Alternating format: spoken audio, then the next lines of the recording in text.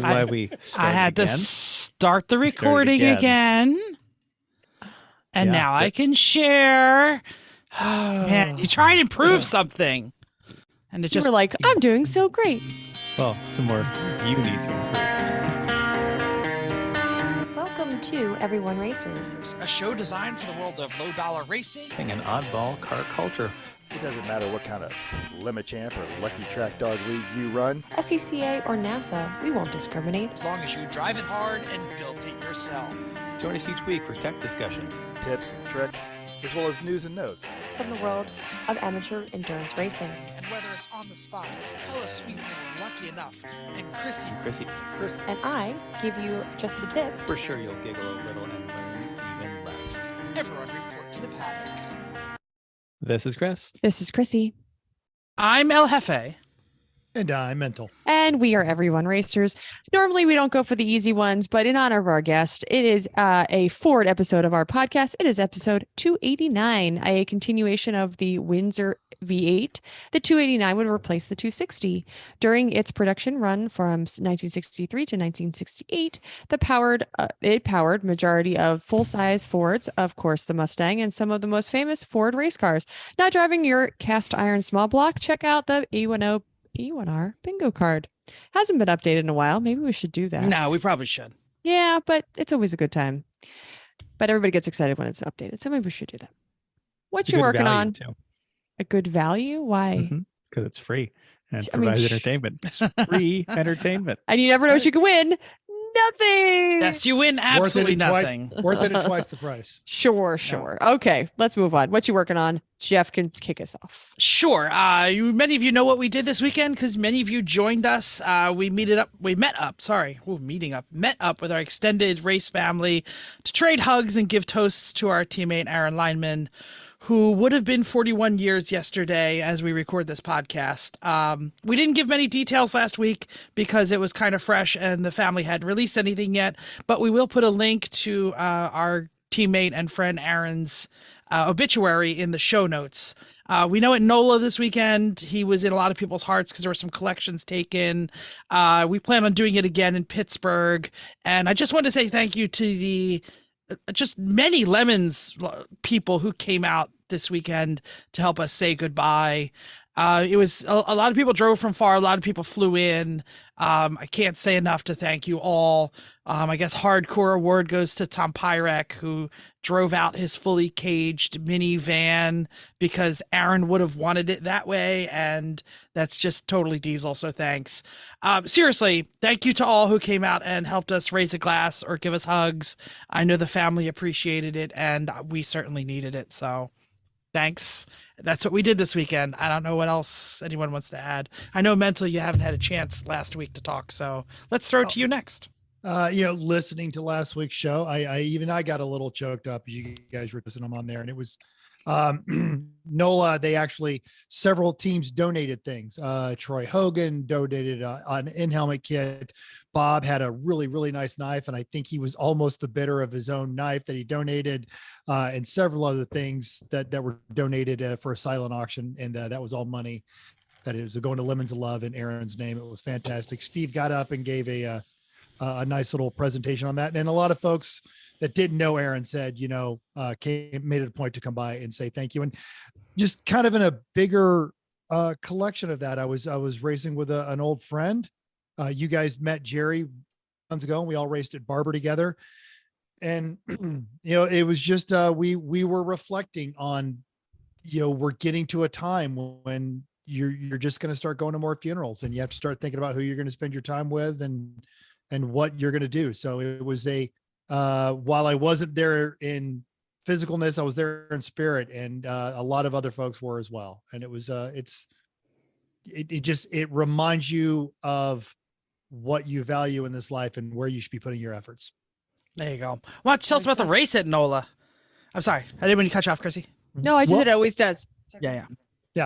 We could do that. We've got that coming up in recent results, but the short version, I was down there with Jerry Ringel and a small collection of the Inglorious Bastards, and an MR2 that has been rebranded So America. We are calling it the Swayze. So we're down there doing that.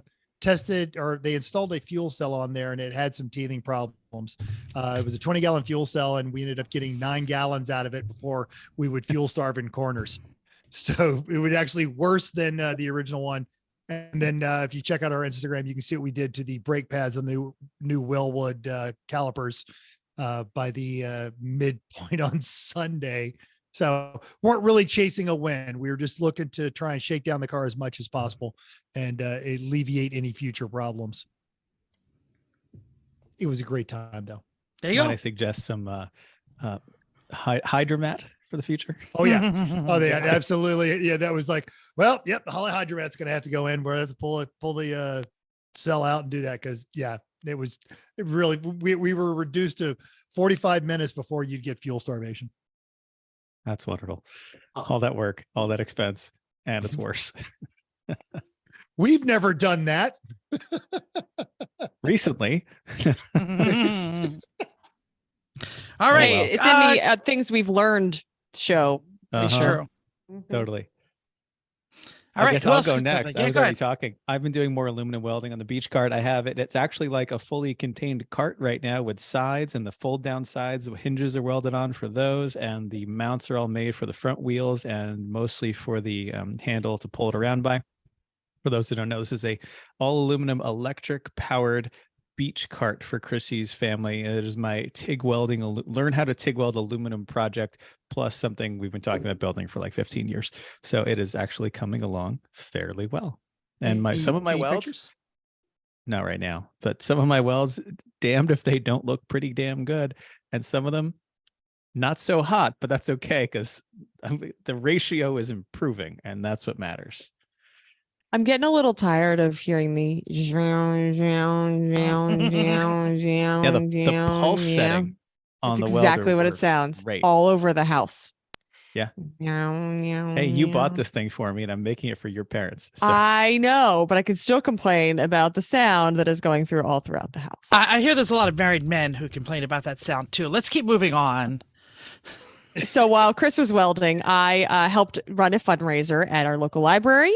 And then I spent a Sunday with everybody else. But I was scrambling for we had a garden party. It was springtime, Ooh. and so we had tea sandwiches. And I'm yes, I'm pinkies drinking my out. Diet Coke with my pinky out. Pinkies out. That's what we did. I got to eat the leftover dessert.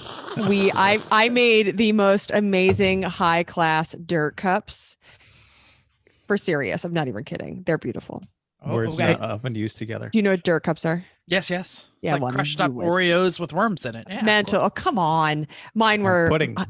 more homemade pudding that took me a couple hours to make with high class dirt on top with some beautiful. Okay, so I'm actually Worms. hearing the word dirt. I thought my Air Force ears were betraying me there for a second. Dirt.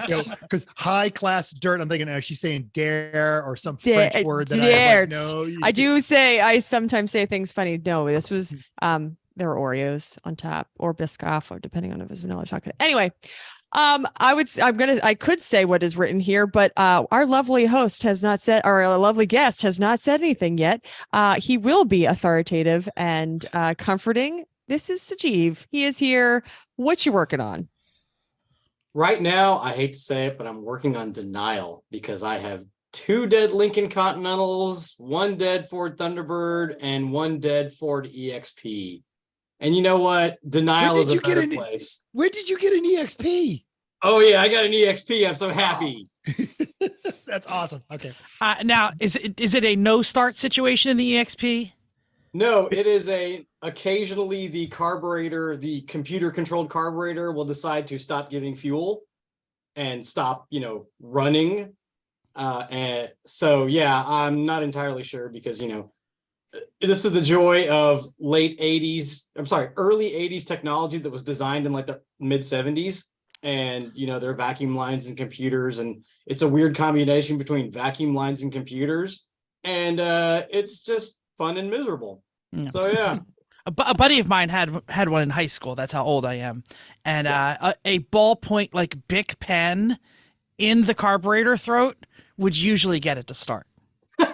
Just saying. I'm just saying. I'm not saying how we figured that out. Top tip. Here we go. Top tip. This is good consumer advice. An 80s gray Bic pen, take the cap off because you don't want that falling in. Just jam it right in there. It'll work.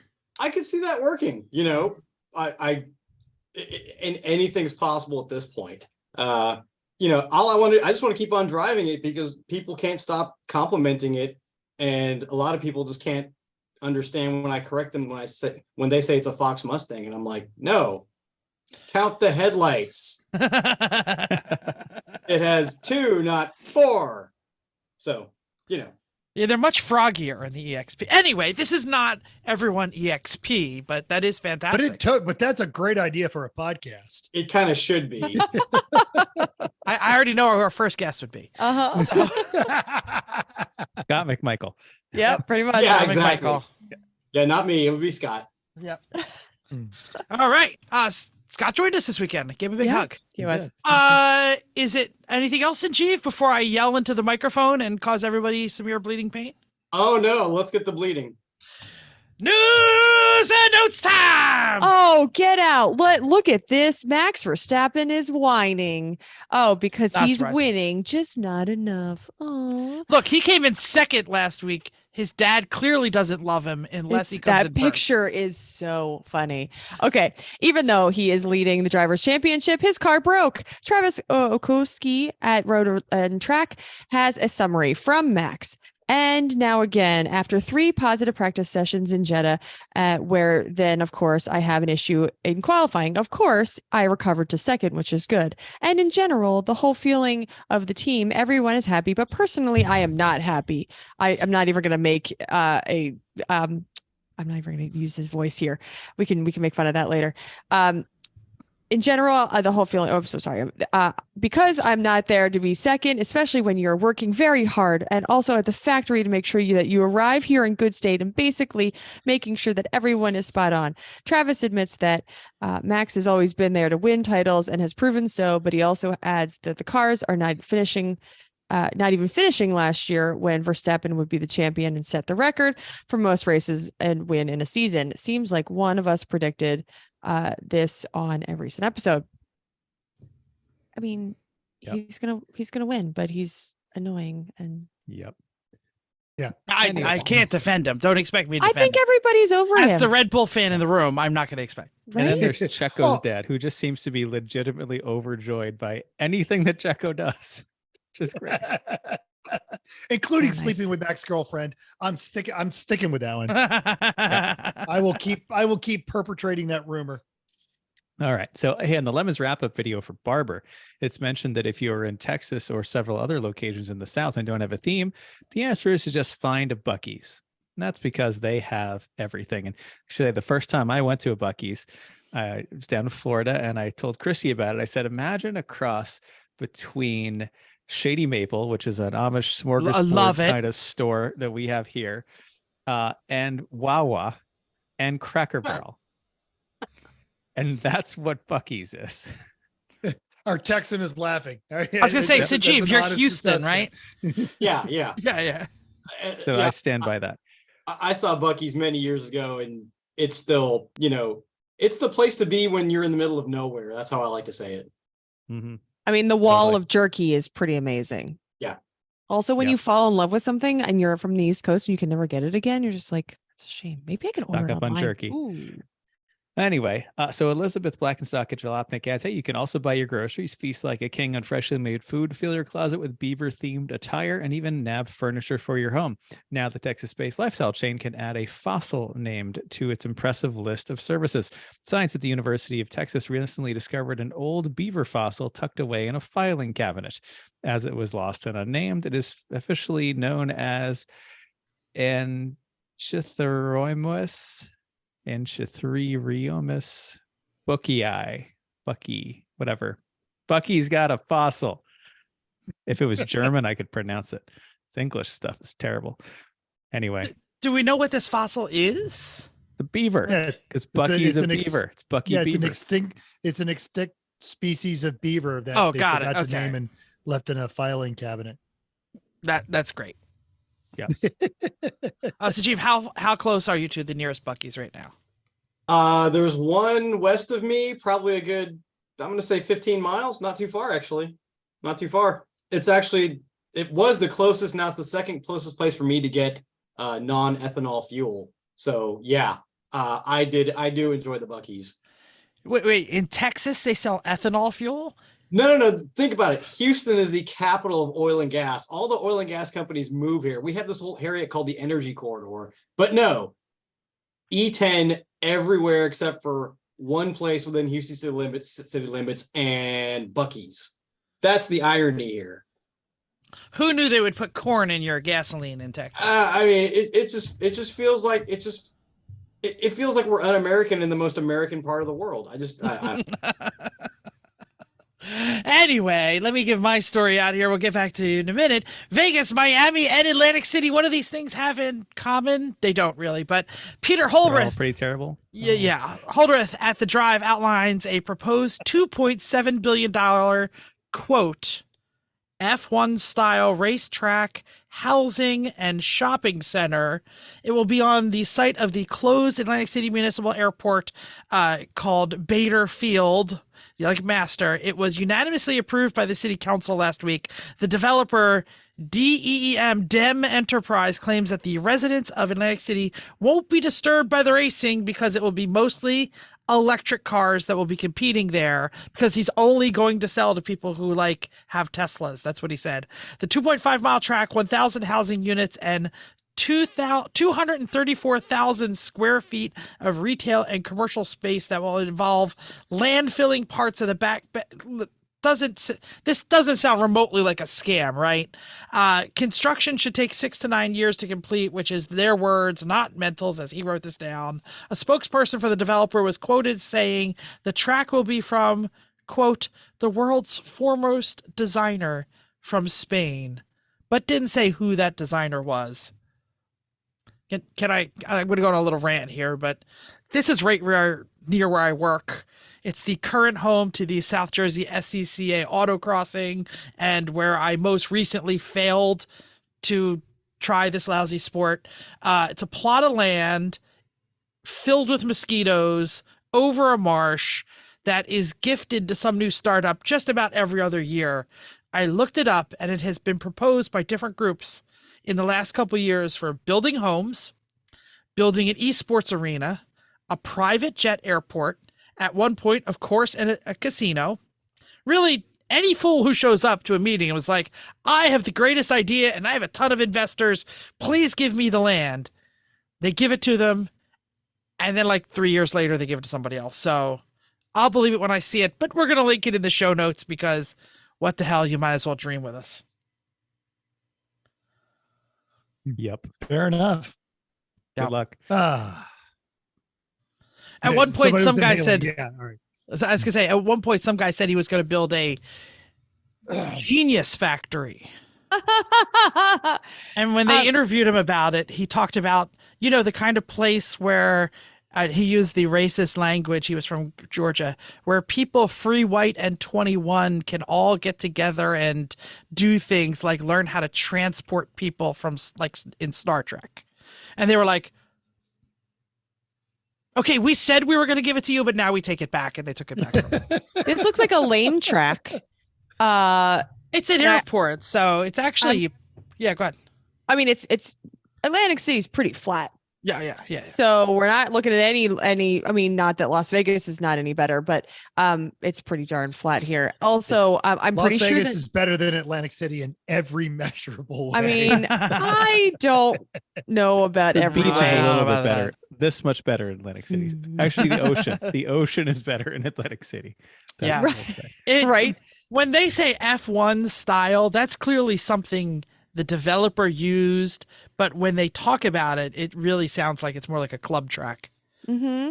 Also, I feel like this is somebody had a really good time with SimCity. Yeah. And they basically, legit, that's what it looks like. Somebody played SimCity and dropped a bunch of things here and said, oh, people will move into these things. And this is a commercial zone. Yeah, I'm a right. racetrack designer now. I play Yeah, SimCity, bro. it's probably a 16-year-old that's playing SimCity. So just you should look at it.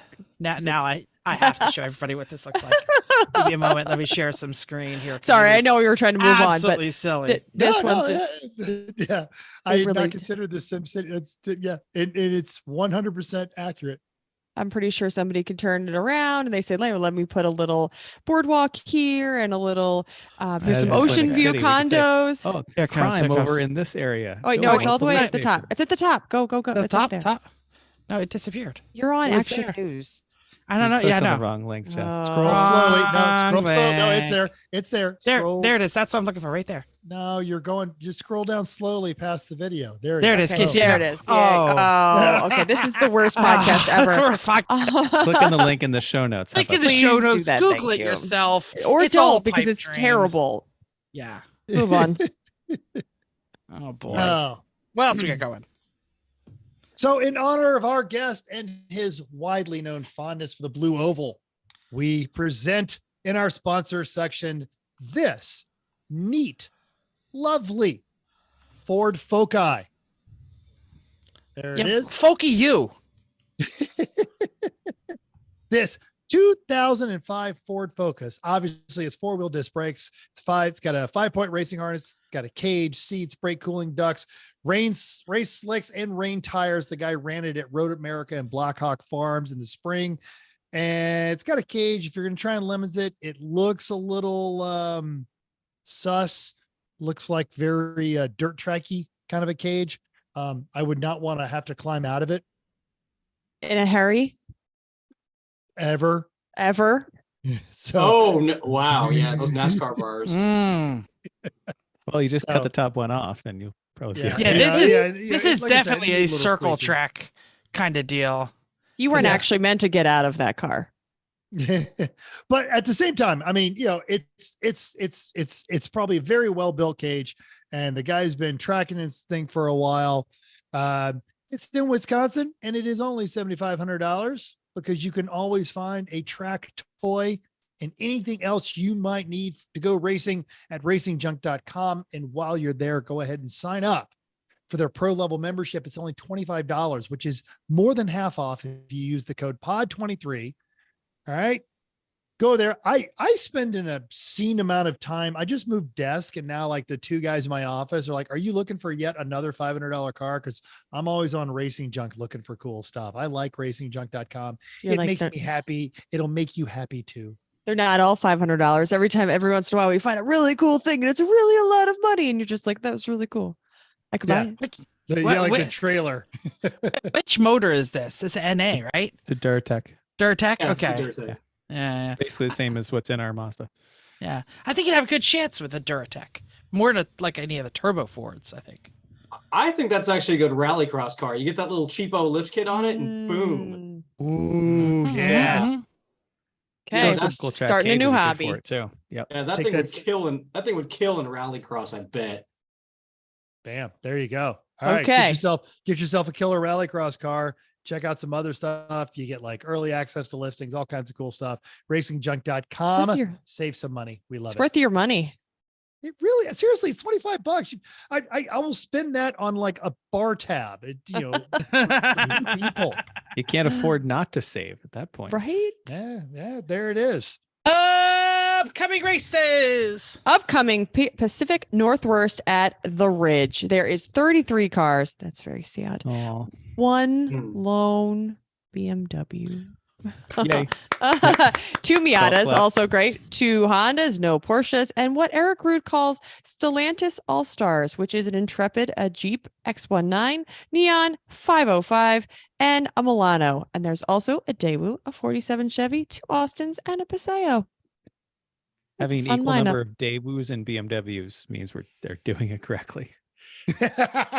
Out of the Stellantis All Stars, which one would you hate the most to do a session in? Intrepid, Ooh. a Jeep, an X19, a Neon, a 505, and a Milano. The Intrepid. Yeah. I'm going with 505. It's going to be a soft French car. I bet the Intrepid would just clean its clock. Oh, Which would be so probably. comfortable But in you the would just, Sure. yeah, you would hate it. Yeah. You'd fall asleep while you're driving the 505. Eat a baguette. That's true. But in every one of those cases, save for one, you move over because you want to hear that Milano come by you and wind out that engine. Oh yeah. Last time I was in a Neon, it lasted about 10 minutes and I blew it up. So I don't want that one. Chip Car will be at Daytona for a 14-hour race. 138 cars, 27 of them BMW. Oh, That's boring. I don't know if this is worse or not. 32 Miatas. Oh, Hmm. 9 Hondas, 12 Porsches, and the aptly named What's the Rush Racing in a Ford Escort ZX2. Good for them. The EXP of the 90s. That's right. Fantastic. Also, if I'm not mistaken, a known choice for hypermilers. They all love to get the EXP because it already has a great shape, and then they start taping over some of the panel gaps and that kind of stuff, and put skinny, really skinny tires on them, and try to see how much gas mileage they can get out of them by drafting semis. Yeah, Maybe they do have a big wing, and you know, people were doing aerodynamic testing back then, so possibly, yeah. Yeah, like an 89 maybe, you know, when they were like 5 years old. But I think all the hypermilers have like first gen Insight nets now, right? Yeah, now They like Insight boat is tail them. Yeah. Yeah, you want an Insight because of the fender skirts and the tail. Yeah. Oh yeah. And like it's a super thin roof and aluminum. John Pagel's got one of those things. Oh yeah. Hey, but you still get a stick in it. It can be fun.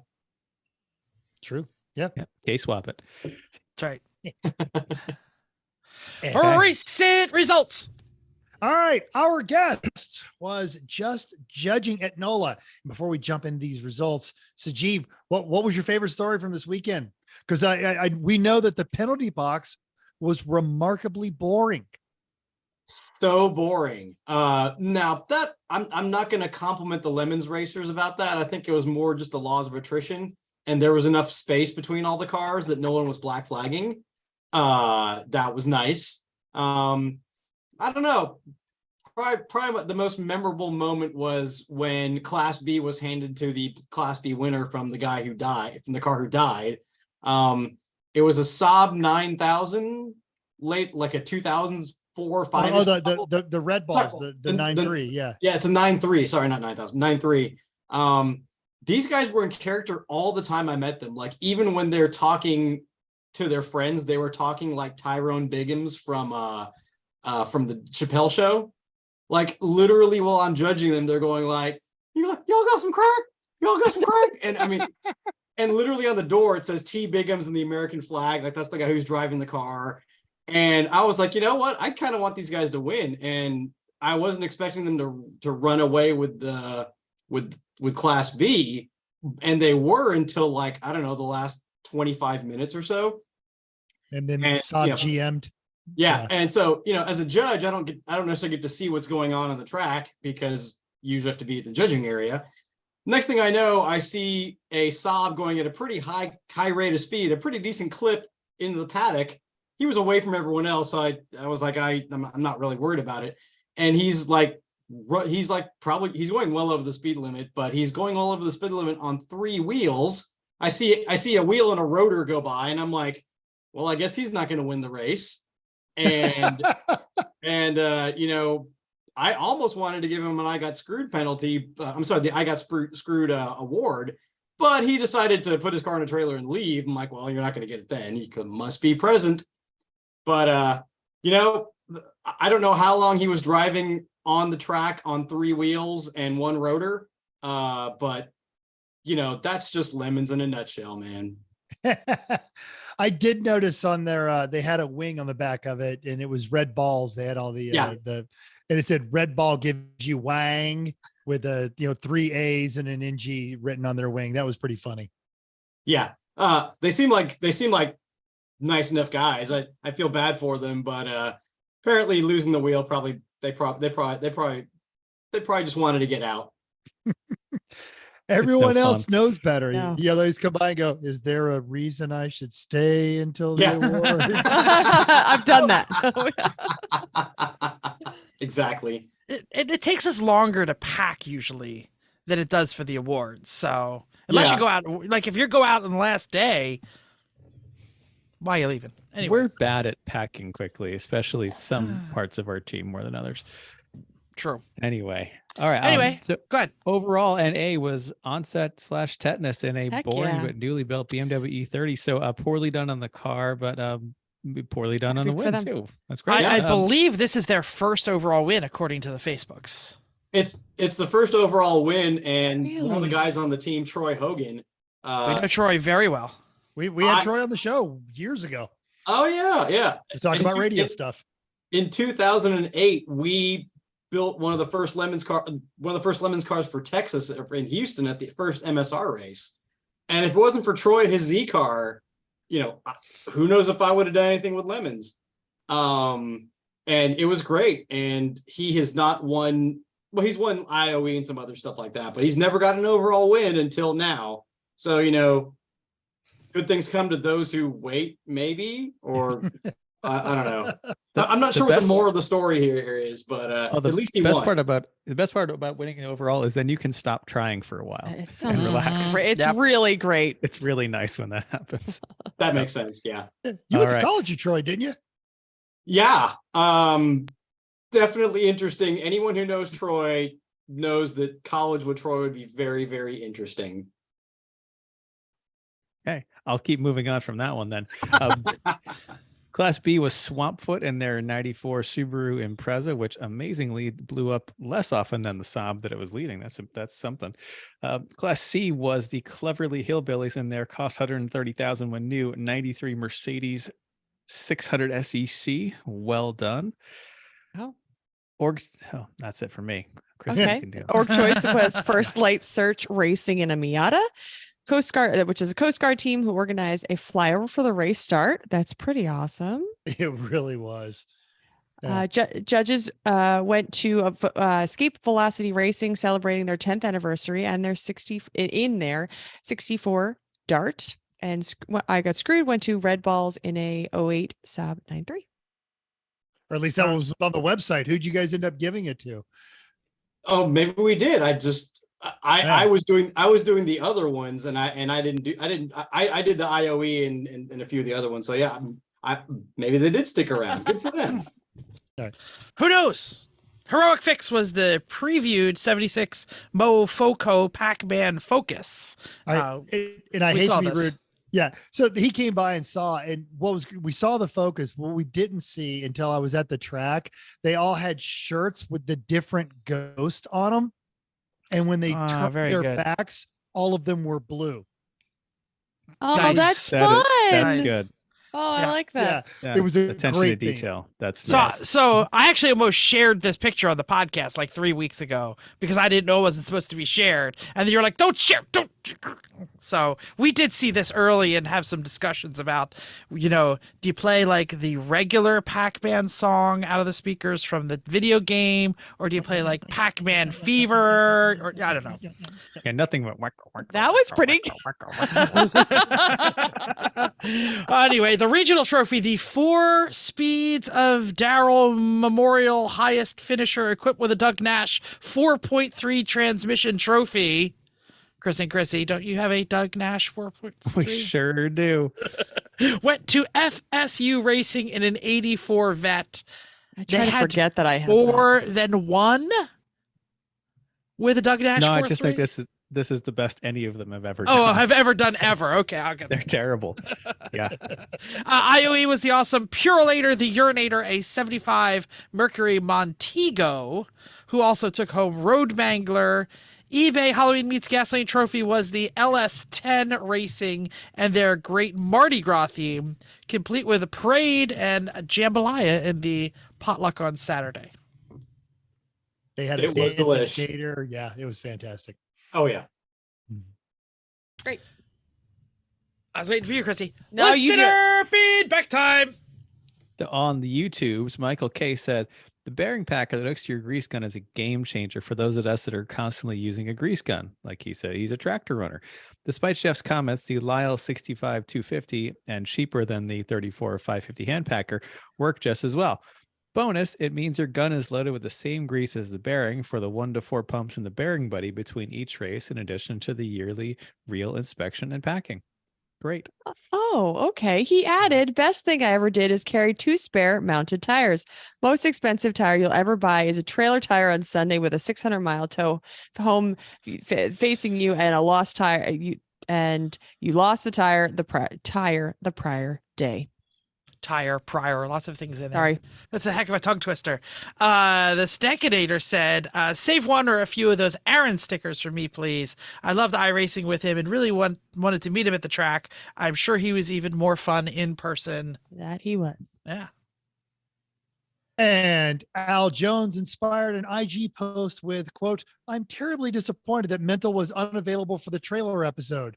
Now, how will I ever know how to construct a tall enough ladder to climb on my stolen moon trailer and visit the Oldsmobile that's been up there for 9 months? And that stung a little bit, but it didn't. Because it's true. It is true. And we used that as an inspiration for an IG post that inspired other comments. DJ914 said that rear left wheel looks like it may not be all the right way. For this trailer, perhaps build an earthen ramp. That could work. I like that idea. It's like a bank barn. Yeah, that's right. For a trailer. For Pennsylvania people. Jim B says, I'm not sure an agricultural hay bale trailer is rated for highway use, but send it. I don't know. Chris S. liked the Omega. Olds Omega is a properly rad race car, though. Kind of amazing. It is a properly rad race car. And Carl Ace, once seeing the picture, said, that's even worse than I had imagined. The tongue angle looks ridiculous. And give me a second here, because I think I might be able to actually dig up the photo just so Sajeev doesn't have to sit here confused. This is what happens when you trade trailers with a meth dealer who said that your trailer is better than his at 11 p.m. in the dark. Yeah. And now you have a stolen moon trailer. Yeah, probably. I like but that. Hey, it got the job done. All right. Did it really though? Did it really? Well, can you get the car down? You can't get the car down. The Omega's there. The job was to get the car back. And good. To that end, it did. All right. Good. Let's see if I can dig this up. Here we are. Here's available on our Instagrams for your viewing pleasure.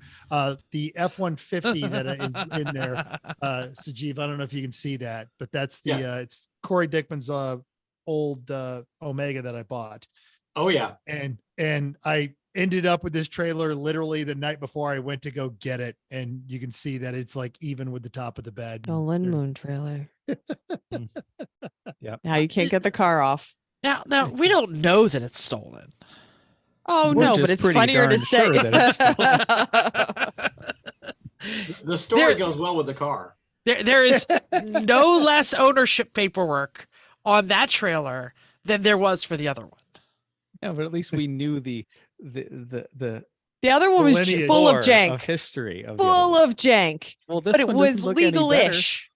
Oh, you know who? What happened, Sajeev, is I'm literally gathering a trailer to go and meet Corey and get this car, and the janky Half Magic trailer I bought from Jeff, from me, one of the wheels locked up and is sliding down Las Vegas Boulevard just outside the base. I pull into a parking lot. I just pull that wheel off. I'm like, all right, I'll rebuild the brake. I'll just stay up all night and I'll go. And as I'm sitting at a stoplight, a guy on a bicycle like flags me down and goes, hey, do you want to trade trailers? And it's 11:30. He's like, yes, no problem. I am in North Las Vegas, which is, not the best part of town. And I'm like, you don't want this thing. He's like, no, dude, I really, really do. So I follow him to his apartment complex, and that trailer is there. And we traded straight up the next day, but it had 4 wheels, and I drove all the way to Bakersfield, put a car on it, and drove it home. That was 9 months ago.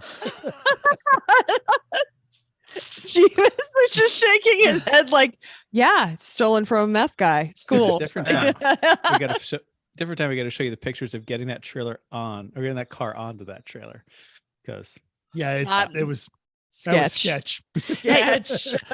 You know who has a title for every trailer that they own? How Chrissy's mom. Car Chrissy's too. mom. Sure. All 0 trailers that she owns. It's good. Oh boy. One thing we go on. missed though right now is mental live Oh, listener live feedback. listener feedback. You I'm weren't sorry. here last week. I didn't mean to How say was that. it? So all right, I loved that early on because you guys got through all the early stuff. You're like, man, we are just absolutely blasting through It's this true. It's true. without mental. And then as soon as we get into the technical part, the show stretches right back out to 90 plus minutes. Yep. 93 minutes every time. That's exactly But- where we're at. Here's the thing. I know you. You guys are my friends, and I still learn something. So There you go. yeah. That's Are you right. going to do anything with your trailer that we suggested last week to do to your trailer? I will do all those things to the trailer, just not the one we just showed. Not the That moon one- trailer. That one, that one's just going go to the another- junkyard. You trade it to going another meth another addict. head. Yeah. Exactly. Maybe you could And then- trade it for something better this time. You'd be like, "Do you want Yeah. this cool trailer I got?" It's like that Trade trading For like show you- where somebody starts with a paperclip and then they like 30 trades Oh. later they get like a I house. figure this is it's going to be the Jack and the Beanstalk. You guys will check in on me in 3 months, like oh man, so what'd you happen? Well, I traded for that and I traded for that, and now I have a pen. Yeah, Mental's going The other backwards. way around. At some point, he's going to be the guy. Well, I got this paperclip now. Oh boy. Hey, before we get to the main topic, I want to do another shout out. Chrissy's mom's cookies were really appreciated at the post Aaron event. And many people were like, oh cookies. It's I- not even a race. I know. I asked her nicely. She said, of course, she would be happy to honor it, I think, even. And I said, it's not a 3 p.m. party without it. And Erin was one of her, loved her favorite. They biggest loved her fans. cookies. Biggest fans. Yes. Biggest Loved fans. her cookies. So Main topic time. All right, I put this with an exclamation point on purpose. It's Sajeev. Yes. Now, if you're a Gulf Coast racer, you already know our guest, Judge Sajeev. What you may not know is that he is a senior editor and content and community administrator for Haggerty Magazine. That's their online and their print magazine. He is also a design expert, having written for Haggerty and The Truth About Cars regarding design elements and entire automotive design. We'll have a link to one of those in the show notes. And he actually explains automotive design terms. Fellow mid-century modern architect nerd, next time you're in Vegas, I know I missed you when you're out here before. I'm going to take you on a tour of all of the MCM houses about 4 miles from here around the Las Vegas National Golf Course. That's Frank's house. That's Debbie Reynolds' house where Carrie Fisher was born. All that. They have all of that laid out. It's fantastic. He is a fan of brutalist architecture, and we're going to ask you to explain that in a little bit. You are an expert on Houston slab culture and indeed brought it to the world. We'll talk about that.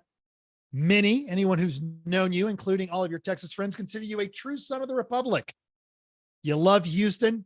And a lot of people know you're a Ford enthusiast, but they don't know how much. I got a glimpse into how much Sajeev loves Fords. I'm telling you, it's more than I love Mercedes. It's more than Jeff's loves internationals. It's deep. All right. And we've talked a couple times. We worked together, and I've just been down to Houston, either racing or judging.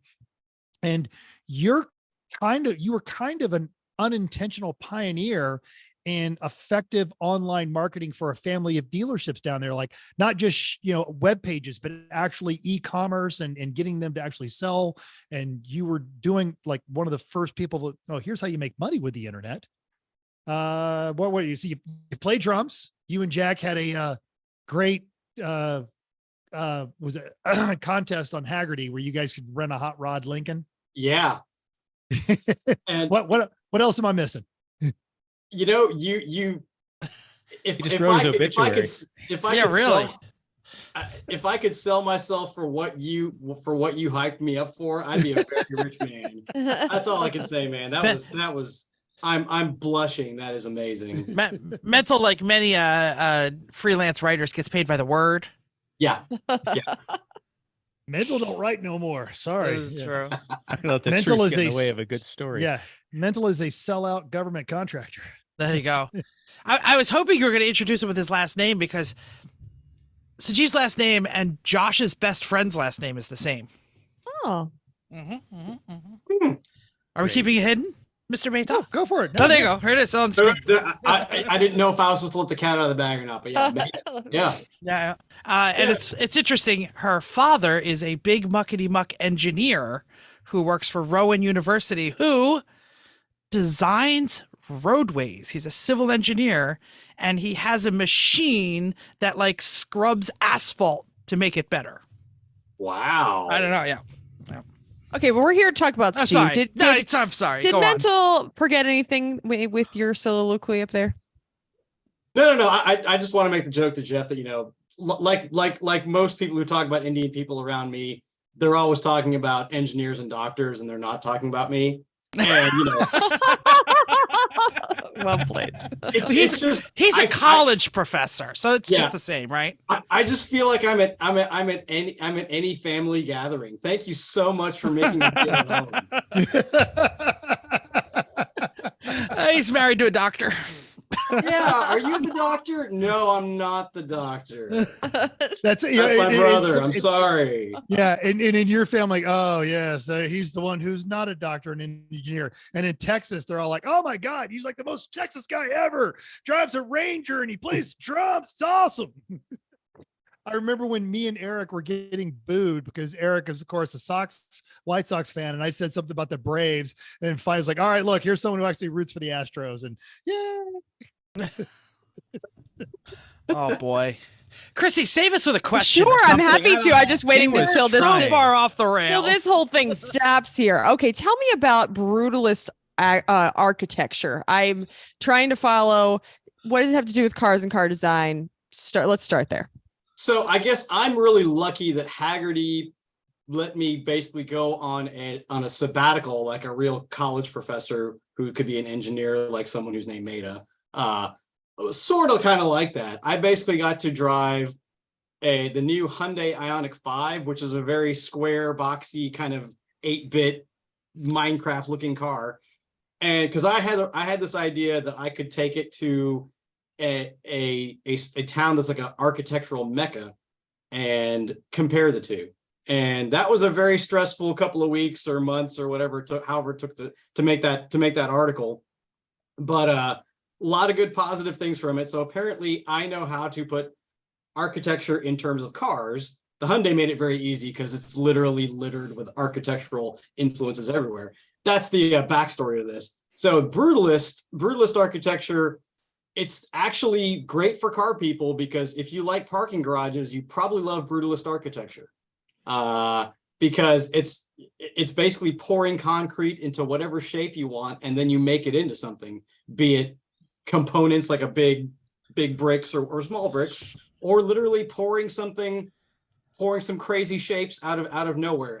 If you're near a college campus, odds are there's a piece of brutalist architecture somewhere on campus that was built in the 70s. And it's amazing because as a design snob, Mental said I'm a design person, and design snobs seem to like brutalist architecture because you can kind of do whatever you want. You're not tied by Gothic columns or, half-naked baby angels with wings or, whatever has to be on your building. You just pour concrete however you want it to be poured, and then it turns into that shape forever. And that's kind of really awesome.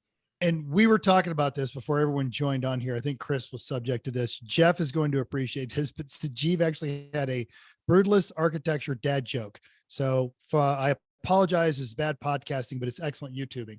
So that is a picture of a poured concrete bar. And if you look at Sajeev's comment. Oh, yeah. I hope they only serve hard liquor there. I got 7 likes from other brutalist nerds though, so clearly I know what I'm doing. Yeah, there's a great 99 PI on brutalism, and it's not that it's brutal, like, oh man, that's brutal. It's there's a guy that made that. Right. Well, no, I might as well be actually clear and not rambling about cars and me and whatever. Brutalism is based on a French words béton brut, and I'm sure I'm saying that incorrectly, but it's basically actually I forgot exactly what those 2 words mean. It's basically like formed or shaped concrete. And so even though the architecture looks like some like evil palace in some sci-fi dystopian nightmare, it's actually just about concrete being what it is in French. And everyone who's driven up I-95 in Connecticut has seen the Brutalist building right next to the IKEA that is now actually an environmental. Oh, the hotel, the Pirelli, the yeah. Pirelli thing. Uh-huh. Yeah, I'm such a yeah, brutalist. yeah. I'm such a brutalist nerd. I want to go there and stay at that hotel and walk around the IKEA and eat some meatballs, and I'll be like so brutalist and European. That'd be awesome. Don't just think- eat the meatballs. The best part there is if you go across the street to the waterfront, there is an amazing food truck row. Yeah. Taco trucks, Yeah, taco all the truck. taco Oh. trucks, and like legit ones. That hotel just opened in the last Recently, year or yeah. two, I Not last think. year or so. Yeah, Yeah. yeah. It was abandoned for like IKEA bought that property and they're like, well, we need it for our shopping and we need it for the huge parking lot. What are we going to do with this thing? And then it was apparently listed, so they couldn't take it down. So yeah, I think they call it the Hotel Marcel because Marcel, I forgot his last name at the top of my head. He's the guy who made it. He's an architect it. of the era, who concrete I'll take a brutalism. picture for you next time we drive by in 3 weeks. Nice, yeah. I once interviewed. I'm a college professional. I'm not a college professor, but I interviewed at UMass Amherst, and UMass Amherst's entire campus is brutalist, poured concrete, every single building. Yes, I know that. Well, okay. The reason I'm agreeing with you guys all this is because I follow this group on Facebook called the Brutalism Appreciation Society. I bet you do. Yeah, there's when I went there, the college tour, they're like, this place was built by Satanists, right? And they're like, if you go to the clock tower, there's benches, like these poured concrete benches that look like sixes, and there's 3 of them, and that's proof that everything. And they're just like, oh Jesus, I gotta get out of here. This place is crazy. Anyway, Speaking of getting out of here, yes, I'm a Jersey boy. I'm gonna get us back to cars here. I'm enamored with car culture that I don't see here in Jersey. Carolina Squat, Donk Racing at SEMA. I was all over that. Bozazuku, Digimon, all of this. And I learned all about slabs by reading your stuff. I've seen the punishment videos in the wrap up. I read the article you wrote way back when. What do I need to know about swanging? How can I do it here? Probably other people didn't read the article like me. Give us a brief explanation on slab culture and what's happening in the world these days. Well, slab culture literally started because probably in the legend has it that 1983 and 1984, one or two or maybe all of the Cadillac dealerships here in Houston, they were catering to the rich oil types of the time.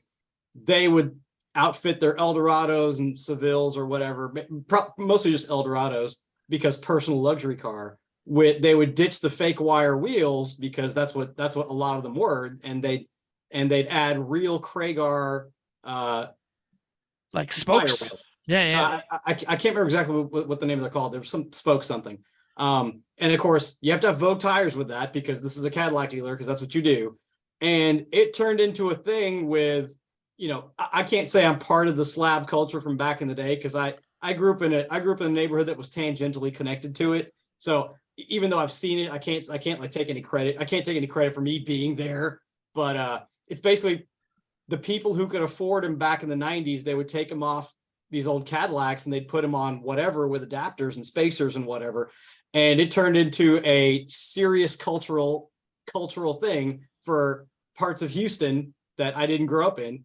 And I had a friend who owned a Monte Carlo with those wheels on there, and he did sell things of a certain persuasion that were not legal, and or quickly becoming legal across the United States. Maybe, I don't know. Actually now the stuff he sold what is now legal. But I was like, how can you afford those wheels? He's like, dude, you don't know what I do. And I'm like, oh, that's why you have guys all around you. I was like, oh, that's why no one messes with your Monte Carlo. Because like I have a Lincoln Continental that I'm restoring to this day, and people would mess with that car when I had it in high school. But yeah, no one touched his Monte Carlo. It was a thing where it was a life or death thing to have these wheels. They were that hot. But then sometime in the 2000s, whatever I remember in my article, I don't remember exactly what I wrote. A company called Texan Wire Wheels, which is ironically based in Beverly Hills, California. Boo.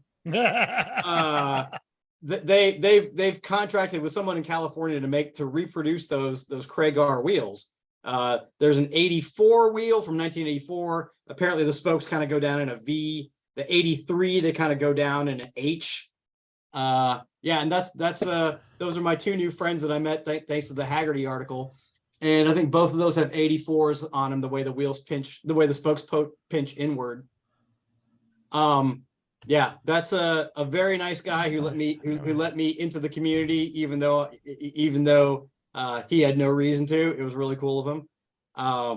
So SLABs are basically take GM sedans, or there's a small group of folks who like Lincoln Town cars, and do what you see there. You put the Kragar wheels. These are the reproductions. You put Vogue tires on it. You do all the neoclassic stuff, which I've seen everywhere from Florida to Boston back in the 80s. And, you know, it's just a thing now in Houston. I've seen cars that were the hot deal from some guy who probably died in Florida, and they wind up in Houston with a new life. It's the whole Zimmer culture. If anyone knows about Zimmer cars. Yeah. But I guess the funny thing now that I realized once I wrote this article for the magazine, sorry, not wrote, I co-wrote and researched and whatever. Anyway, yeah, I can't take credit for the whole thing. Was that it's been going on for a little over 30 years now. So there's actually multi-generations of slab enthusiasts. Like, I'm old school. I want like 70s to 90s full-size rear-wheel drive car V8. That's a proper slab. That's what you put it on there. And now, because that company is reproducing them, and they're reproducing them in crazy lengths, the longest ones I think are they're over 18 inches long and poke. They call it poke. How far the spoke comes out from the wheel. And that's a total generational thing. That's like one-upping each other, because, well, we can all have these wheels now, but who can afford the ones that stick out, 2 feet from the body? And now they do it to anything. They can. I've seen a minivan with them. You see late model Cadillacs, which just don't work for me. But that's my opinion. I'm just old school. And now it's morphed into something where several generations like it, and people around the world like it. My cousin from Canada wanted me to get a set of wheels for their car.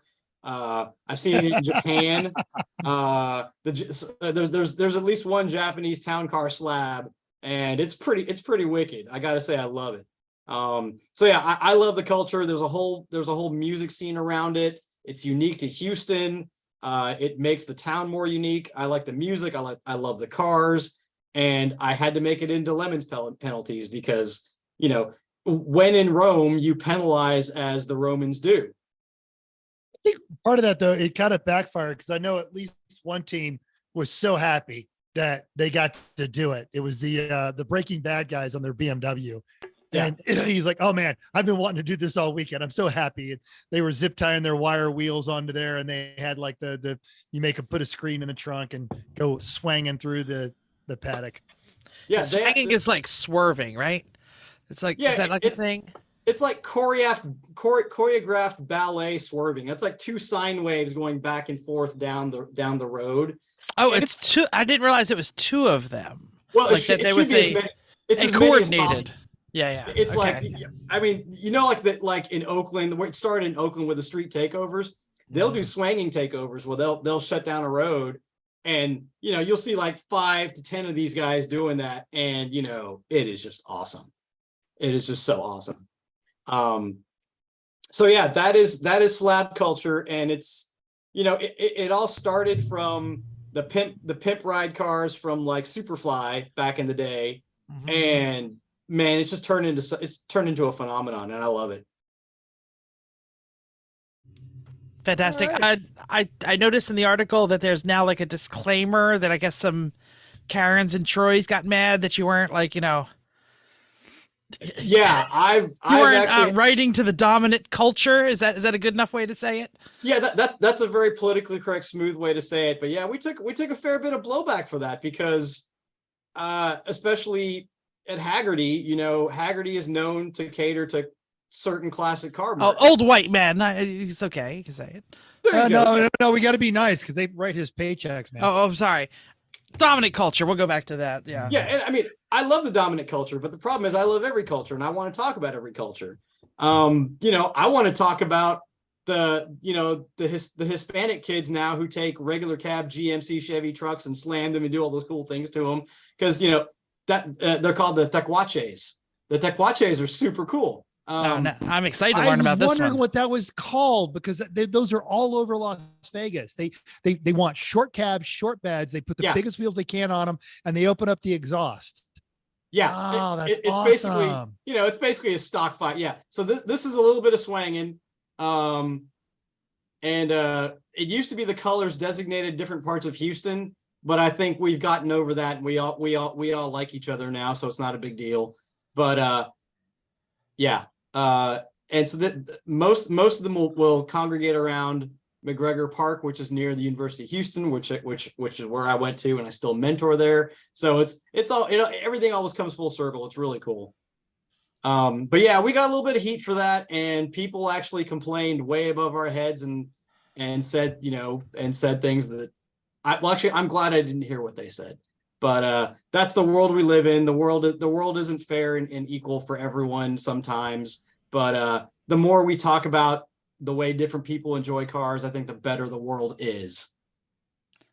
It's totally what we say, like right in our intro. As long as you drive it hard and built it yourself, even you stupid, not slabs. Yeah, what do we call them? Hella flush. The hella flush kids. Hella flush. I don't get. They're all of my. I work at a college campus, and they show up and they're like, Jeff, did you see my 350Z? And I'm like, ooh, okay, whatever, dude. As long as you like it, keep doing it.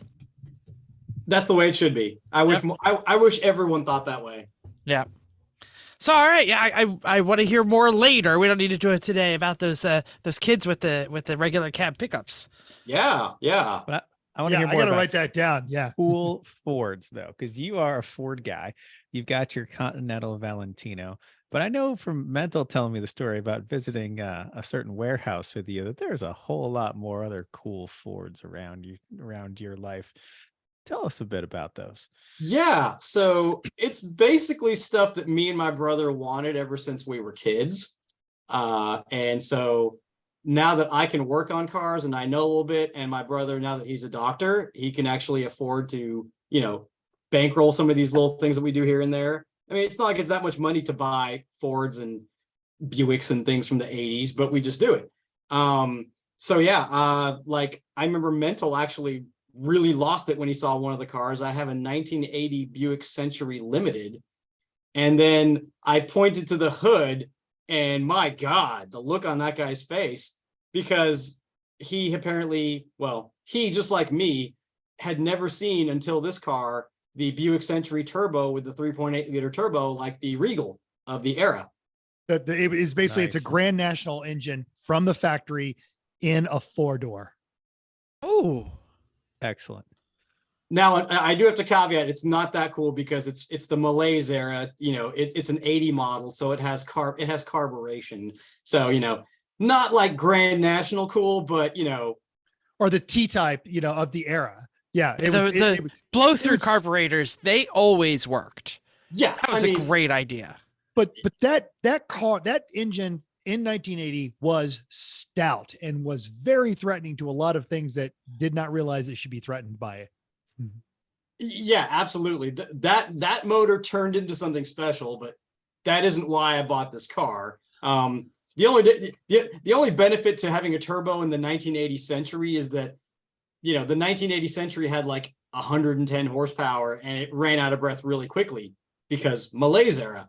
But the turbo, it would give you all that torque and it would push, but then it wouldn't stop pushing. It would push very slowly and keep on pushing you down the road. And you're like, wow, this is a revelation, because we had a 1980 Buick Century when I was a kid. It was my brother's first car, and it was so slow.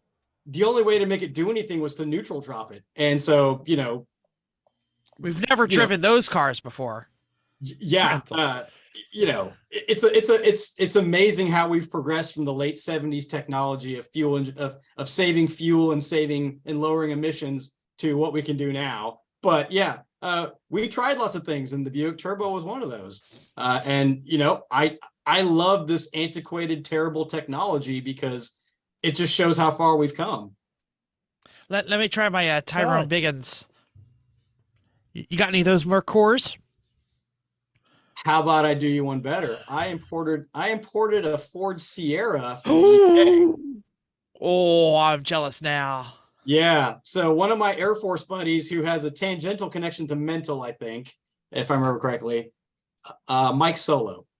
You kind of know him. Solowitz. Absolutely. Yes. We occupied Tinker about the same time. We were both connected to Justin Crenshaw. Which means yes. I probably have his phone number in my phone. Exactly. Truth about cars. Yeah. That's awesome. Yes.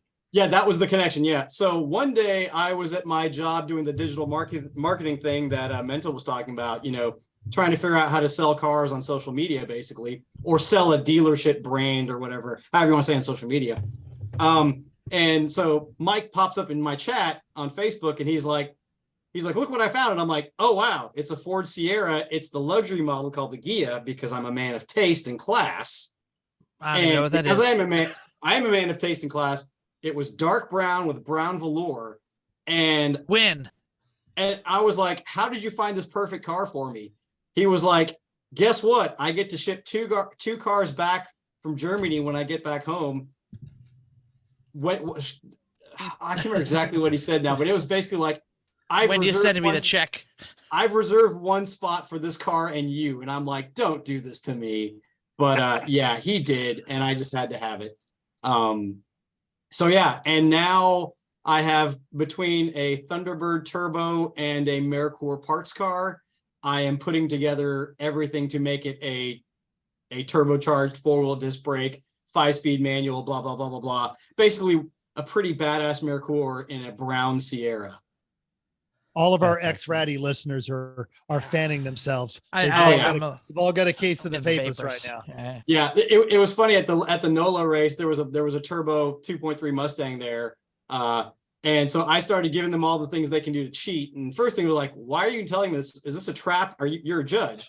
And I was like, "No, I don't care because you guys are going against all these BMWs and Miatas and whatever, and the extra modicum of horsepower I'm giving you will not help at all. It's just fun to do it. And 2, I'm building a car just like this, and it's very cheap to do it, and you can just do it and have fun. And so, yeah, the Ford Turbo 2.3 is something I've learned to really, really like. It kind of reminds me of a Super 2JZ, but with 2 cylinders lopped off. I mean, it's literally that good. That's awesome. All right. You're kind of resto modding your MCM house there in Houston. I saw something you did where you like found this molded glass waveform light fixture. Yeah. You were putting this on there and you found it at a thrift store and you gutted it and put modern LEDs in there, which sent me. I am now trying to find one of those. My ceilings are very low. I want a Sputnik style one that I can do that to as well. Yeah. So what attracts you, especially as a design person, to mid-century modern? I know what I like about it, but I'm not a design person. And then you're in mid-century modern is from the 50s, but you're obviously an 80s car person. Is there a connection, or it's just, nope, I like this and I like that? No, the connection is I actually like, it's called 70s postmodern. It's the stuff like brutalism. It's the pointy, crazy, there's actually a photo that gets passed around every Christmas of Santa trying to put his sleigh in a 70s house, and it slides down and he can't get on the chimney. And he's like, all these modern houses, I hate them. Of course, that doesn't mean anything in today's world of McMansions, but that's what it was going on. So I actually like 70s and 80s stuff, architecture, just like my cars. Every once in a while you'll see the stuff. Actually, who am I kidding? Just watch any episode of Miami Vice, and that's what I love. I mean, that's just all there is to it.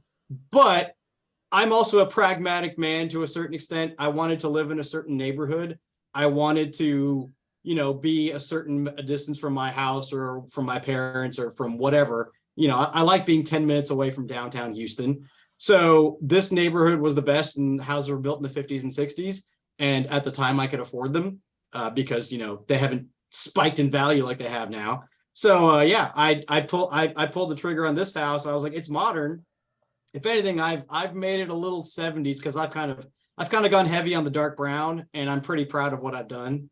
So yeah, it's a 60s house that's masquerading as a 70s house. Right. And we did mine's a 70 house we're trying to masquerade in the 50s. We didn't mention this, but again, our listeners, many of which are probably members of the Brown Car Appreciation Society on Facebook. I sure hope so. Yeah. If not, go to the Brown Car Appreciation Society on Facebook, and it's awesome. Yeah. Founded by journalists and now run by me. I don't know how that all worked out, but yeah. Well, the Valentino is brown and brown, right? Kind of goldish brown and dark brown, right? Yeah, one of the nicknames I call for it is Caramello because it's chocolate. It's caramel. It's chocolate on top of caramel. Yeah, that car was the one that got me into cars, and it's just so weird because it's turned into like, like it's the blender. It like takes everything you put together and turns it into everything that you want into one thing. Because I like luxury cars, I like style, I like unique design, blah blah blah. That's not the audience here. I know that. It's also, it's a Valentino designer series and it's brown. It's the coolest thing ever. But when I was 9 years old, I could not believe what I was seeing with that thing. It has lights in the ashtrays. Very important. Very, very important. America was so weird. 4 ashtrays, and they all have lights in them. Yep. But then as I started, growing up in my teens, when the 5.0 Mustang thing was getting hot, I started realizing that a lot of that stuff just bolts up to my car. And I'm like, oh, that's kind of really awesome. So sometime in the late 90s, I started buying parts of this car to make it into what I wanted to make it at some point when I knew I'd have, financial freedom, a job, a career, whatever, blah, blah, blah. Didn't know it was going to be something with, websites and writing about cars, but I just knew I wanted to do something, and I wanted to make a cool modified Continental. The first thing I bought was a limited slip from a 1985 Thunderbird Turbo. Yep, there it is. That's sexy. After the limited slip, I got Coney shocks because the front suspension on that car ended up being donated to the Mustang SVO that some of y'all might remember. So I put SVO shocks on the SVO Coneys up front, Thunderbird Coneys in the back. Those are the Cobra wheels. A Stroker 331 with modern fuel injection, or not modern, with 90s fuel injection, newer fuel injection. The 90s Mustang automatic transmission. I'm going batshit crazy on that thing. There's just no other way to put it. Oh, and it has a rotisserie restoration. They said, you might just want to blow off all the rust on the underside. Next thing I know, it's on a rotisserie being flipped upside down and sprayed and painted. And I'm like, okay. Yeah. So yeah, you don't, the project managers have this phrase called scope creep. And we are well aware. So you're in their itis. Yeah, it is the while you're in there itis. And I'd like to say I practice what I preach, because I tell Lemons racers to do this all the time. Case in point, that Turbo Mustang guys, I'm like, here, just cheat and do this stuff. No one's going to care. Same things with me. I'm like, well, they're like, well, you wouldn't do that. I'm like, well, I could show you pictures of my colossal sinkhole that I'll never come out from under. And, you be the judge of that. If you're having fun, then it's all good. Yeah. All right, let's flip to Lemons. How'd you end up working with them? And you must love it or something, or you hate yourself. You've been around as a staple for the Texas area for a long time. How did you get there? How did you start working? Actually, I touched on a little bit with that with the Class A, with the overall winner from NOLA. So Troy and we pulled out a 240Z, the S30 body style out of his property and turned it into a Lemons car with a few other people from local friends and fellow people from the Z Club. And people were like, "Oh my God, that's so cheaty," and it was, but it's the same thing I do with my Fords. It's just pulling parts from other Z cars and making it better. You start learning these things, you have a lot of fun, you get hooked. So I got hooked on our 240Z with a 5-speed manual and 4-wheel disc brakes and blah blah blah blah blah. Now that car is worth so much money just on its own, because you can't go on Craigslist and pull up, and pay some guy $200 and pull a Z car out of their field. Those days are gone. And much like those days have gone, I don't race anymore. I just decided that, because I like the Lemons people and I really enjoyed hanging out with some of those people, I offered if I could just start doing things with them just on the side for fun in Houston. And they were cool with that. And it was actually really good because I was unemployed at the time. So I could not, spend any money racing cars because being unemployed kind of stops that. So it was a nice change to still be there while not having to spend, 4 figures to be there. And then it turned into a real thing where I became a real judge and traveled to NOLA, traveled to Eagles Canyon, traveled to CMP. And this year I get to do Pitt and I get to do NJMP, I think, if I remember correctly. Oh, So, yes. well, we're gonna definitely be gonna hanging out see soon, you. so. yeah, That's it's gonna fantastic. be fun. Awesome. So yeah, I think Bring a swimsuit and a towel. that good, huh? That sounds like a fun time. Only to NJMP, not Pitt this year. But Oh, you're not bringing the hot tub to Pitt? Well, It's only us going to, it's only towel. the Mazda going to Pit. All right, fair enough. Yeah. All right. Normally they have a hot Oh, tub. and it's always just so cold. yeah. Yeah. And I think How we're do you gonna feel be- about man soup? Man soup sound interesting to you? I hate to say it, but thanks to other people with connections to Lemons, I've experienced man soup. Yep. We'll bring the carrots, celery. I'm kind of here for it all. It doesn't matter. I'm not one of those judges who's going to make a big deal about things unless you squirt me with a water gun, like what's happened to me last week. So yeah, feral children. It all worked out. The children learned a lesson. The children learned a lesson. It was all good. I'm sure they won't do that again without anyone's consent. All right, well, write this down. Do not ever shoot your Lemons judge with water guns, no matter how hot it is. It's not a fun time. Yeah, and no matter how cute of a girl you are giggling, Aw. it just doesn't matter. The judge is going to follow you back to your paddock space and talk to your parents and threaten your parents and say, "Hey, I know all the cars you're racing. I'm just going to go ahead and pull them all out and put them up on jack stands." And then the children become very well behaved for some reason. I just don't get it. That's yeah. great. We've kind of have a, like 2 standard questions we ask all judges. I think we already got half of it answered. What not to do. What is the best way to care and feed Judge Sajeev at a race that a team can do? I usually eat pretty healthy these days because my body kind of has told me to in my 40s. And, I'm kind of upset by that, but I can still eat like garbage like I did in college when I'm at Lemons races.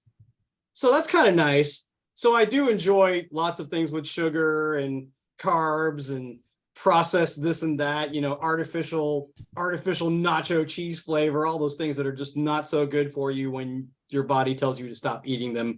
But I do it sometimes. But honestly, bribes are nice. I do. I'm not going to say I don't love bribes because that'd be really disingenuous. But I just really want to see people get into motorsport and get excited by it, and literally just do something that'll make me smile.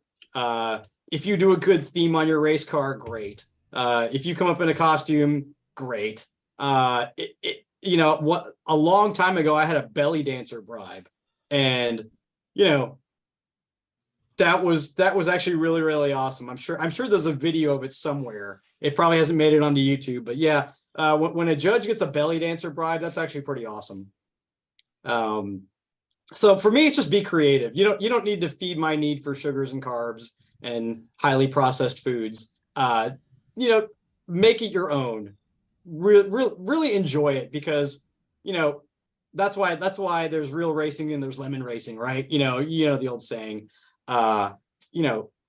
This is not racing in the traditional aspect. This needs to have your stamp on it. It's not you conforming to something. It's something conforming to you. Cool. So, yeah. So other ways people can make you smile is by bringing interesting cars. What are the things that are going to make you smile when they roll into judging there? Well, I feel like I'm comfortable saying this because you guys have said this, because you cringe when you hear BMW and Miata. And I mean, the problem is I know those cars are great and I do love those cars, but I just don't want to see them in lemons. I just don't. When I see a BMW with a big header on it, or just about any Miata, i.e. every Miata that doesn't have factory style shocks on it with, the adjustable camber things on it. If it doesn't have the factory stud coming out where the factory shock would be when you open the hood, you're just like, it's one of these again. And I have to wonder how hard do I have to penalize them to make it a fair, an equal playing field, because, plenty of spec, I'm sure there's still plenty of spec Miata racers out there with cheaty motors that, would still be competitive even by today's power to weight ratios. I'm not assuming they all do that, but you have to do a little handicapping. But man, when I see a Camry with an automatic, I am like the happiest guy in the world. The Montego that won IOE was great, because that was literally 46 years and a couple of days ago, a car just like that picked me up from the hospital when I was born. And I haven't seen a Montego in many years, like in person.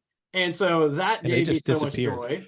Yep. But that's a little too, that's asking too much of people to say, hey, go find a Montego somewhere, because, that's a little hard. Now, if you wanted to get a 2006 Montego, which is the Volvo S80 derived Ford 500 rebadged Mercury Montego, I think that would just dominate Class C, especially with all-wheel drive when it's wet outside. I mean, come on. You have the Duratec, you have all-wheel drive, you have the Mercury factor wave right in there.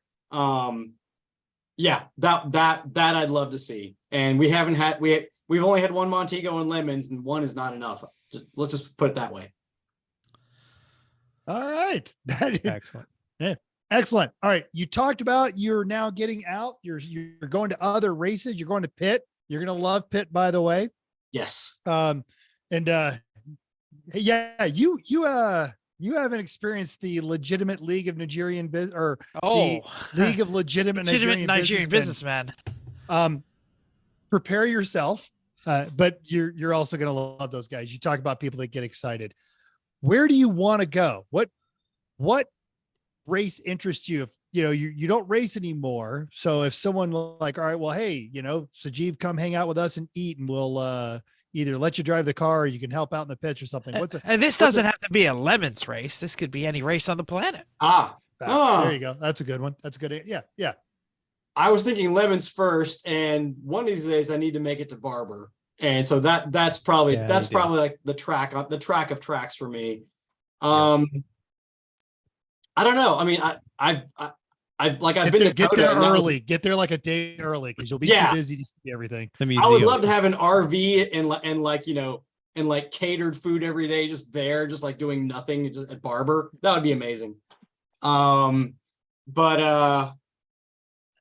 I honestly, I don't know. I mean, I really like these, grassroots events. I've been to an event at Coda, and I'm like, Coda's great. I mean, I was a passenger at a car in Coda, and that track is fantastic, phenomenal, but I don't know. I just kind of want to be where the RVs are and the junk car racing. I mean, that's turned into my thing now. It in a way, it doesn't matter. Maybe the East Coast guys will change my tune on that, but I don't think it matters where you are when you're doing lemons. It's just all awesome. Don't worry. On the East Coast, nobody is aggro, nobody drives angry, and nobody yells at the judge and blames the other cars or their tires. Oh, that sounds like a bold-faced lie from what I've heard, but but yeah, I'm hoping that maybe my chill Southern demeanor will help these guys conform to my ways. When I was working for the dealership group, I had to deal with some aggro BMW guys at a BMW dealership in Long Island. And, Yeah, we all saw it the same. That wasn't all of them weren't guys. One of them was Amanda. You'll meet her at Pitt. Yeah, I was gonna say, is there a short girl named Amanda who is she's not a pet. more brutal than the rest of them? She's She'll not be in in Code. I'll Jersey. say yeah. No. Short girl with a set of biceps and yeah. I mean, how bad can it be? I've already met Donnie. Donnie's a little scared of Amanda, like the rest of us are. That's fair. That's fair. Yeah, that's great. Chrissy, I think you got one last bit. How can people find you if you want people to find you, if that's a thing? Oh, they can find me. I'm not as popular as all the other guys who started in automotive journalism back in 2006. So yeah, I would love the more people following me. Because I am in a previous life a digital marketing type guy, I claimed my Google knowledge panel. So all you have to do is Google Sajeev Mehta, and my Instagram, Twitter, LinkedIn, Haggerty, whatever, all those show up right there and there because I've got those SEO skills, man. I can just do it. I just make it happen. That's fantastic. People get paid a lot of money to do things like that. Yeah, I've gotten a lot of free stuff from local businesses because I offer to help them for free, and then they're very receptive. And yeah, these type of things from a business standpoint, if you're doing anything locally, you need to be ranking on all these things and making it work. So yeah, and if anyone in any Lemons race wants to talk SEO or digital marketing for their business, I am happy to do that. And maybe we can make that a penalty. I know a podcast that's probably interested in talking to you about. I love that. So I Googled, just for the fun of it, the tags for the pictures in the image section are Mark 8, Lincoln Mark, Cars, Haggerty, and Bronco. Bronco. I did not know I was reaching that demographic of Ford. I thought I was really more of a Lincoln Mercury guy. Wow. Because you're Mark 8. I have often, drooled over that car. You let me drive it once. It was friggin' amazing. That car did not come from the factory that nice. Yeah, I made it a little better, but that car was very underrated when it came out. Yeah. To this day, when I drive it, I'm like, the only thing that keeps it from being a new car, aside from safety features, it only has 2 airbags. The only thing that really keeps it away from being a modern car is the fact that it only has 4 forward gears instead of 8 or 10. When you drive, it's like, I need 2 gears between there. Come on. How spoiled we are today. We don't have 4-speed automatics anymore. But other than that, it's pretty awesome. I was gonna say, Chris just traded up his tow pig. And the first thing he said is, "There's so many gears. It's so much nicer." We don't have to play that game. Oh boy. What else do you want to say before we wrap it up and move on to the end? Anything else anyone has around the table? Sock it to me. No, that's great. We're looking forward to actually we'll be down in Houston for judging for the fall race or the November race, what it is. So we'll see those two, the married two. Oh, I didn't know Eric was mixing it up. I'm glad to hear that. Yeah, it should be fun. We're looking forward to it. And we'll see you at Pitt. Yep. Yes. And Jersey. Looking forward to all those. Yeah. All right. Soon.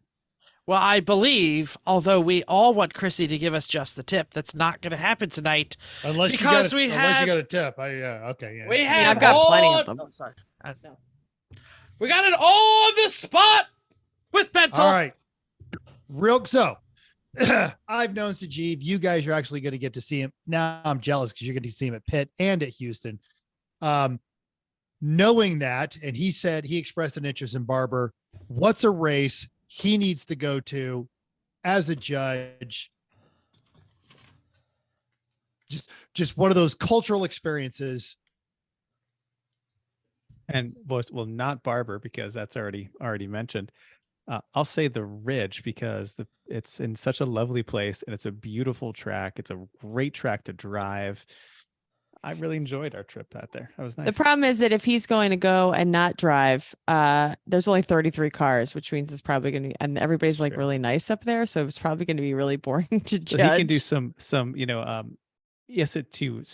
to to look at the track to make sure it's safe before everyone Sure. starts. You know, that's important. Very historical track in Connecticut called Thompson Speedway with wonderful ice cream and good golfing. Not that I golf. And Sunday, the racing doesn't start till noon. So you can actually stay up really, really late Saturday night and not be that tore up. And watch random Belarusians fall into the fire. this might be a it might be close to places where people might be aggro is really what it comes down to. There's a lot of cars on track at that one. I'm going to go with Sonoma. Sonoma is always a very full track. There is a great just mix of people, and it's usually a pretty good time. It's usually, just because there's so many people packed into a small place, I'd say pretty busy for judging, and you get to see a lot of racing from a bunch of different places if you wanted to go around, take pictures, and look around. So I'd say Sonoma has a whole lot packed into it. I think, sheep. I think Pittsburgh's a great track to drive on. I don't know if it's a real fun place to be in the just, you know. No, it's not. Not that I want the really league of much. It's cold. It's really cold. Some years it's brutal. Yeah. Yeah, but even though there's the wind blows up that hill right across the tarmac, so bring your snowsuit because Don't be the guy that shows up with no socks and Chuck Taylors and a pair of Holy jeans when it's sleeting. It's sleet stormed like half of the time we were there. That makes sense. Yeah. Oh, can I tell you guys one thing, how I wound up at doing these particular races this year? So Eric asked me where I wanted to go, and I think I said Barber and whatever else. And of course he didn't give me Barber because I offered. And he was like, well, give me an idea where else you might want to go. And I said, anywhere there are Ford Tempos.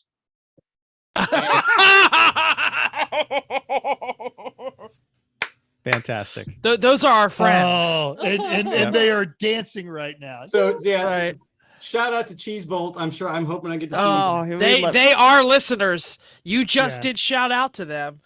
Yeah, I see them. If there's a certain Taurus MT5 5-speed manual that I could use as a judge mobile, you know, maybe we can do things there. I said that I don't like bribes, but I would love an MT5 Taurus. Jersey is if they still have that thing, they brought it last year for a judge mobile. Yeah, they did. Spectacular. Yeah, I would lose my mind. I would need a diaper. I would definitely need a diaper. That's funny. I'm going to throw this one at you from a racing perspective. No, from a weather perspective. No, but given your attitude on interacting with the racers and just trying to experience as much different things as Button Willow, go to the butt. It's because you are 10 miles from the middle of nowhere. The paddock is usually a really good time. It's a good time. You know, your patent, you just walk around and meet people, and it is a very varied and different kind of assortment of crew. Chris and Chrissy came out there and they melted, and then they were covered in dirt. I was gonna say, as long as you like dust and dirt, and you can just like that crunch, like in your mouth, like in your mouth, you're like, you can't super fine dust. You can't wash it off. You know, like if that's a good time to you, then Button Willow's perfect for you. But it's a great crowd of folks that always go racing. Sure. Sounds like my digital marketing trip to Lubbock, Texas. So yeah, I'm down for that. And my apologies to everyone in Lubbock. I do really like Lubbock, but yeah, I was there during one of the storms, and I opened the door and my rental car had dust in it. So yeah, I'm good for that. I mean, yeah, and I mean that's one thing I really enjoy as a judge, is that if I have the energy, I want to go walk around when the track goes cold and talk to all these people. And that's Connecticut. I'm going to tell you, because the paddock isn't very big, so you don't have to walk. Exactly. Everyone's on top of each other, and you don't have to race until noon, and it's a little Caligula-like in the evening. It's a little. There's also only one shower. I'm not saying it happens every year, but one year somebody caught a knife. I'm just saying, and it might have been his teammates. I'm not sure. Yeah, well, lots of racers would at least threaten to do that. So yeah, that adds up. Oh boy. Thank you for coming. I think this has been great. I'm going to hit pause on the music there and say we're going to see you soon. Thank you for coming. And I'm going to ask the crew, do we know what we're covering next week? Well, I think we might be a week early on this, but I Yep, think so we are. too, right? Yep, and we then are. sometime in the next 2 weeks, we're definitely doing a pit race preview that should be prognosticating about potluck prep. But anyway, Well, we will pimp the figure that out. pimp the potluck in any way. Don't know what's happening next week, but there is a potluck happening at Pitt. If you're coming, please sign up. Even if you don't know what you're going to bring, just sign up and say I'm going to bring something, just so we know that you're going to bring something. All normal rules apply. Bring it warm. Bring a spoon. But we're having a potluck. And PSA, Saturday. make sure you're signed up and paid by the end of this weekend. Ooh. So, yep. True. Gotta do that. Jeff hasn't done it yet. Hasn't signed in. Oh, sorry. Damn team.